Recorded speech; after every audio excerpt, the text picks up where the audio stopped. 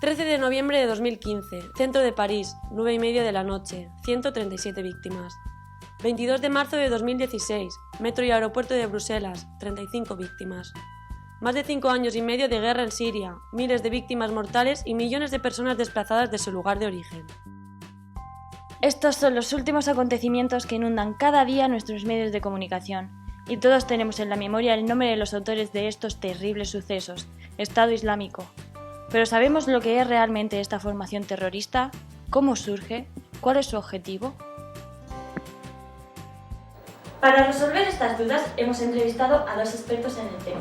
Por un lado, a José Luis Vidal Coy, periodista y corresponsal de guerra en Oriente Medio durante muchos años, y por otro lado, a Osama Alalo, estudiante de Ciencia Política y portavoz de la asociación Amahab en Murcia. Vamos a ver lo que nos cuentan.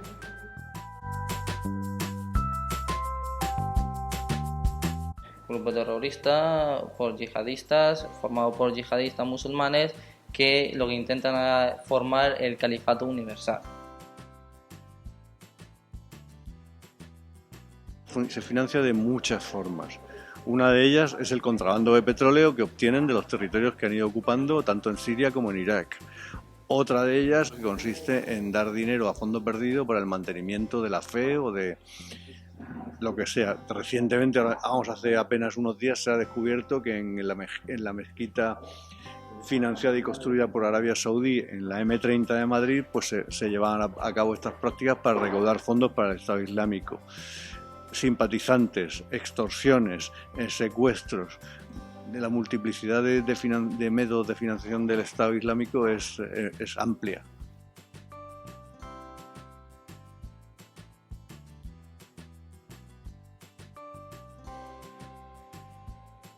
Es una decisión de un planteamiento distinto de cómo se hace, cómo se lleva a cabo la yihad, que es la forma de lucha sagrada de los musulmanes. Al-Qaeda, su método de lucha era establecer distintas bases, distintas células casi independientes en distintos puntos y hacer ataques puntuales. El Estado Islámico opta por una visión, si se quiere, incluso más ortodoxa del mandato del profeta, que es la creación de un Estado Islámico como expansión, como instrumento de expansión del Islam en el mundo.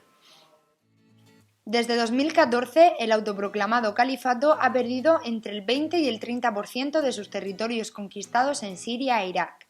De todos los territorios que ahora tiene el Estado Islámico, más de un 40% es de Irak y tan solo un 11% de la parte de Siria, la mayoría de ellos concentrados en el norte de ambos países, donde están situadas las ciudades más importantes e influyentes para el Estado Islámico, Raqqa en Siria y Mosul en Irak. Lo cierto es que al menos 8 millones de personas viven bajo el control del Estado Islámico, que tienen que seguir estrictamente las leyes islámicas de la pena de muerte. Y ahora que conocemos cuáles son las zonas controladas por el Estado Islámico, nos surge una duda muy importante. ¿Cuáles son los motivos por los que el Estado Islámico atenta contra ciudades europeas? Los terroristas utilizan la yihad para justificar sus actos, pero vamos a conocer lo que significa realmente. La gente no está segura de lo que es realmente el concepto de yihad.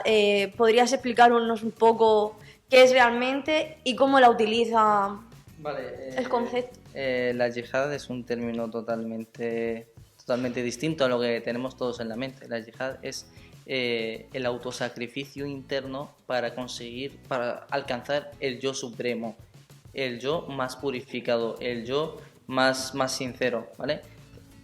Pero cuando lo sacan al término de yihad y terrorismo en el concepto, no tiene nada de relación. El problema del yihadismo tiene unas raíces históricas y unas raíces más recientes. Las históricas las podemos encontrar un poco en los años 20 del siglo pasado, cuando empieza a crearse la corriente del islamismo, del yihadismo islámico, el islamismo que luego da origen al yihadismo islámico, como una respuesta socioeconómica y cultural a la colonización de las grandes potencias occidentales de Oriente Medio.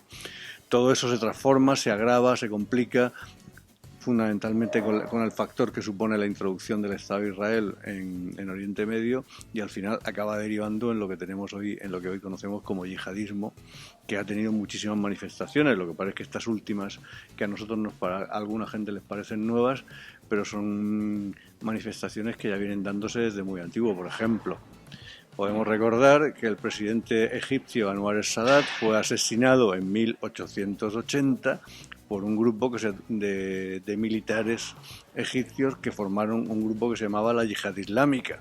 Entonces esto del yihadismo es relativamente reciente, no es tan nuevo como ahora parece que queremos creer.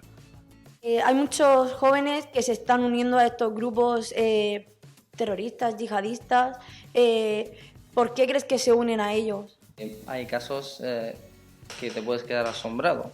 Ingenieros mecánicos, ingenieros de médicos. La pregunta es, ¿cómo sacrifica su bienestar, todo su bien material que tiene para ir a suicidarse? Pues básicamente es por la culpa de la integración. Por ejemplo, tenemos a inmigrantes, por ejemplo, en Bélgica, ¿vale? Excluidos, viviendo básicamente en guetos, con mucho resentimiento hacia los belgas. ¿Por qué? Porque nunca han podido acceder a la educación, o si han podido accederlo siempre se han visto como el otro. Es como si fueran una anomalía social esos inmigrantes de tercera generación. Tienen un conflicto moral, no saben si son de estos o de estos.